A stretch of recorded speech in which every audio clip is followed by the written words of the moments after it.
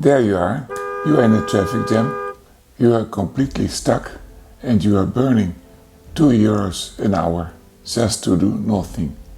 If that is happening very often to you, then listen and try to answer to the following questions. What would mean saving 11 grand per year? What would it mean for you? Half your house rent or maybe the triple of your energy bills in a year? Watch this video if you want to come out of this trap and to save this money.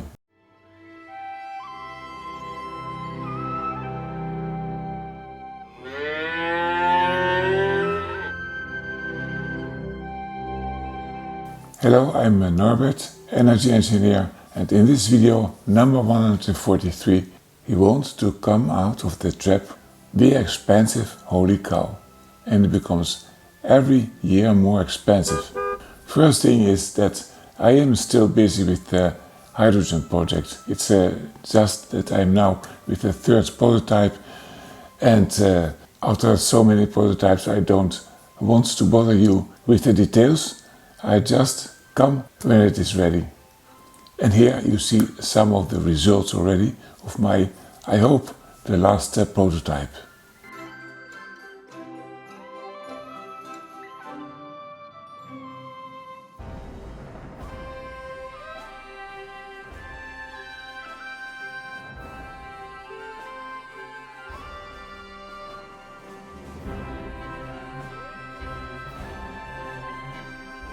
So let's go on with our holy cow and how we can organize ourselves with our personal transport. Well, let's start with the most important argument, and that's money. We know it all. In all parts of the world, the economy is squeezing us. We are just like frogs in a big pot with water on a slow fire.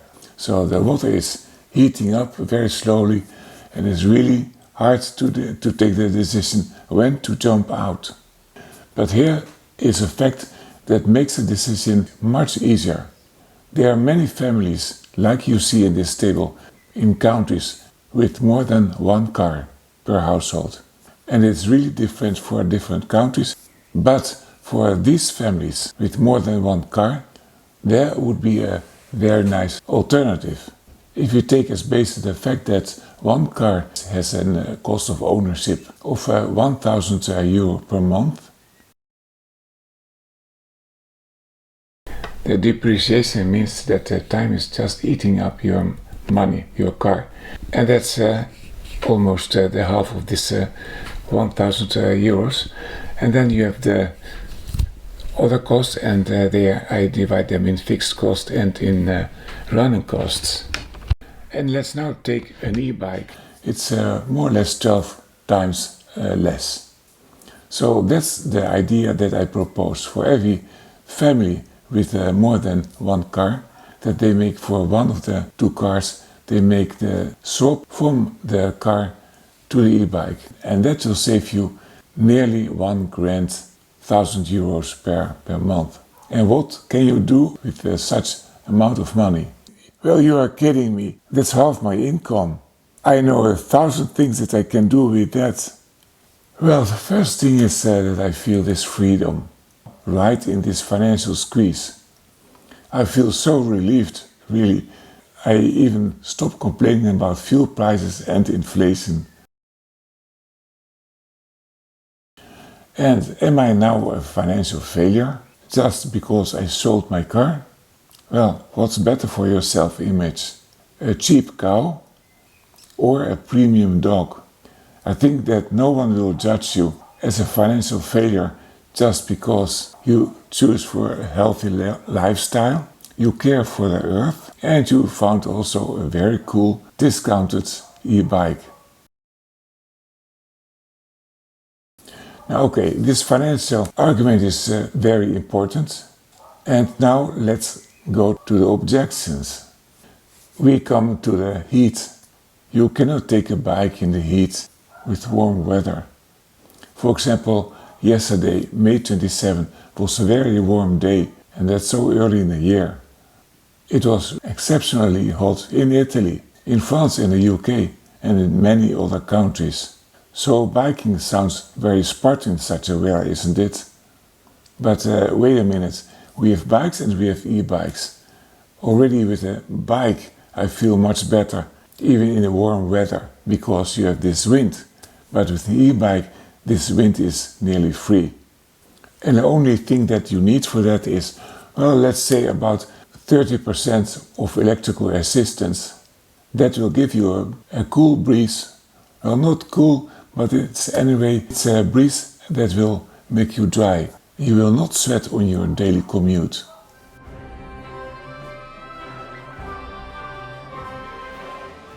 And then what about the distance? I was 1 year, I had a job, and it was a commute from Zug to Zurich, and that is 25 kilometers. And I did that with an e-bike. It was also, on the way back, it was uphill. With the normal bike it was 2 hours up the way back, but with the e-bike it was 70 minutes. But that was also with the public transport. So I think many people have a distance for commuting that is less than 25 kilometers. And I did that also in the winter. So in the winter I just put a little bit less assistance, and I used my muscles to warm up, and that was very well possible also in Switzerland. And in the summer I gave just a little bit more, no, not gas, but electricity. And well, I tried it, and it was really a big pleasure and also a good benefit for my health. And with one charge I could go to the work and back, and that was because I used it only for 30% assistance. But if you need more, then you can always bring the charger to your work, and then you can also charge at your work to come back. Now about the safety. Per billion kilometers, e-bikes have the same casualty rate as regular bikes, and significantly lower than pedestrians. Well, who is afraid to walk? Nobody. Well, maybe because you're sweating if you walk to your work, okay. But for safety, you can just take the bike.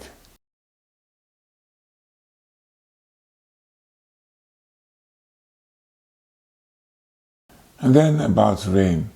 So how often it happens that there's rain in the summer? I tried it.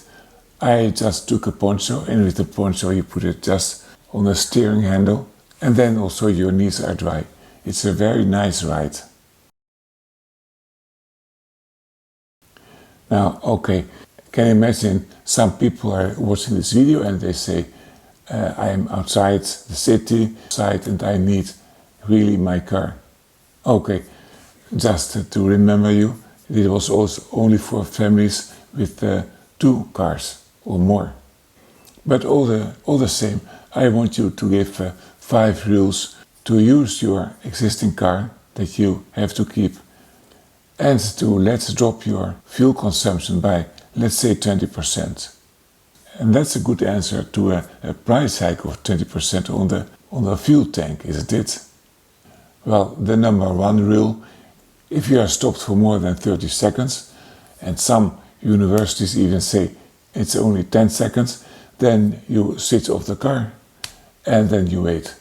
It can be a long light, it can be a railway crossing, or waiting for a passenger.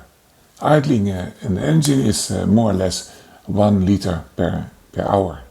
It doesn't seem much, but I don't know how long you are waiting in a traffic jam or in these situations. Anyway, if you are the second or the third or more in a queue in front of a traffic light, then you have time enough that you can start the engine. Now let's talk about emptying the car and take everything out of it that you don't need. Every 45 kilos or 100 pounds will increase your fuel consumption by 1 or 2%. Then also part of this rule is to remove the air brakes. I mean the roof racks, the bike carrier, and close the windows at a speed higher than 80 kilometers an hour. Then it's better to switch on the AC. Rule number 3, and that is very interesting. It's stop the fuel injection. If you coast and brake on the engine, and the engine is in a high gear, so it gives very little resistance, then the fuel injection just stops and you have zero consumption in that moment. So if you look far ahead, you look to traffic lights, you look to the behavior of the people in front of you, then you can coast the car in this way and just let it ride out. And you give gas only when you need it. Let's see rule 4. Pump your tires. Underinflated tires increase rolling resistance. So if you have 10% too low pressure, then you will have on a mixed urban and highway trip, you will consume 3% more, 3%. And then number 5, that is also pretty easy. You do one combined trip to do several errands, or you organize yourself just to take public transport or your bike. So dear listeners, don't let the slow fire boil you. Take control of a big part of your budget, and that's the holy cow. So if you like this video and you think that it's a good solution to do something on your family budget, then please subscribe, give the video a like and share it with people that you think they need it. I wish you good energy.